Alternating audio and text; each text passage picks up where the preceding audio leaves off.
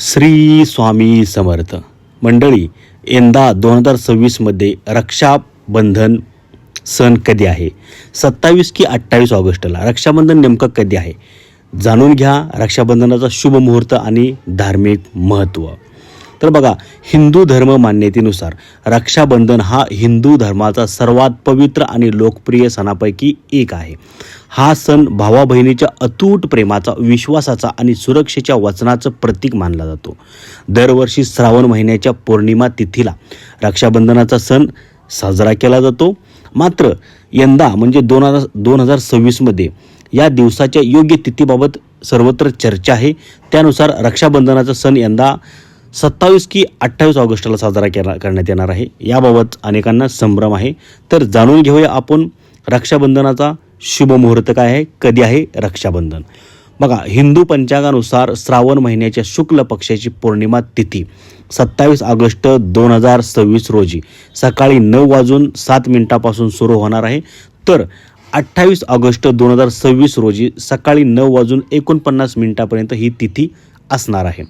हिंदू धर्म मान्यतेनुसार उदय तिथीनुसार 28 ऑगस्ट 2026 रोजी रक्षाबंधन साजरे केले जाणार आहे. म्हणजे रक्षाबंधन कधी आहे?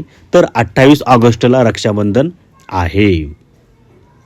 आता बघा, रक्षाबंधनाचे धार्मिक महत्त्व या ठिकाणी आपल्याला जाणून घेणं गरजेचं आहे. तर रक्षाबंधन हा हिंदू धर्मातील अत्यंत पवित्र आणि भावनिक सण आहे. हा सण श्रावण पौर्णिमेला साजरा केला जातो. या दिवशी बहीण आपल्या भावाच्या मनगटावर राखी बांधते, त्याच्या दीर्घायुष्याची आणि सुख समृद्धीची प्रार्थना करते. तर भाऊ तिच्या रक्षणाचे वचन देतो. मात्र रक्षाबंधनाचा अर्थ केवळ भाऊ बहिणीच्या नात्यापुरता मर्यादित नसून रक्षण, विश्वास, प्रेम आणि कर्तव्य यांचे प्रतीक म्हणून या सणाकडे पाहिलं जातं. आता याच्या पाठीमागं 2 कथा आहेत. 2 कथा अगदी थोडक्यात आपण पाहणार आहोत. यावरचं सविस्तर कथा आपण वेगळ्या व्हिडिओच्या माध्यमातून तुमच्यापर्यंत पोहोचवण्याचा प्रयत्न केलेला आहे. पहिली कथा आहे इंद्र आणि इंद्राणी. तर बघा, भविष्य पुराणानुसार देव आणि दानव यांच्यातील युद्धात देवांचा पराभव होत होता. तेव्हा देवांची राणी आणि इंद्राणी म्हणजे शची हिने मंत्रोच्चार करून एक पवित्र रक्षासूत्र तयार केले आणि ते इंद्राच्या मनगटावर बांधले. त्यानंतर इंद्राला विजय मिळाला. ही कथा रक्षाबंधनाच्या धार्मिक महत्त्वाशी सुद्धा जोडली जाते. दुसरी कथा आहे श्रीकृष्ण आणि द्रौपदी यांच्याबद्दलची.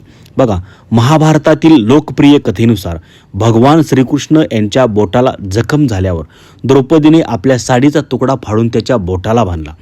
त्या ऋणाची परतफेड म्हणून श्रीकृष्णाने द्रौपदीचे चिरहरणाच्या वेळी रक्षण केले. त्यामुळे राखी हे केवळ धाग्याचे नव्हे तर निस्वार्थ प्रेम आणि संरक्षणाचे प्रतीक मानले जाते. ही माहिती तुम्हाला कशी वाटली कमेंट करून नक्की सांगा. आणि शेवटी जाता जाता राधे राधे श्री हरिकृष्ण अशी कमेंट नक्की करा. धन्यवाद. श्री स्वामी